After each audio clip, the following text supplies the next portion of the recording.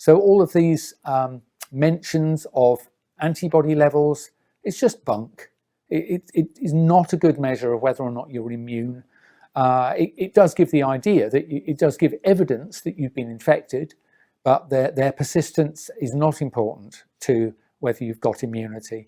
And so I feel I've noticed the emphasis on antibodies, I think, is really a psychological operation to convince you, a member of the public, that you do know that it's antibodies that confer immunity, and so when they fall away, well, you must be losing immunity. I'm sorry, it's not true.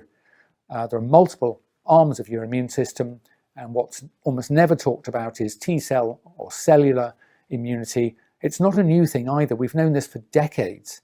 So it's not like, maybe there's something about T cells. It's being implied that T cells are a kind of recently come on the scene, and maybe there are questions about how important it is. Absolute rot. We've known about T cells for decades. They were clearly in my undergraduate textbooks, and we've known about their importance in defending you against respiratory viruses since probably the 1970s, certainly the 1980s.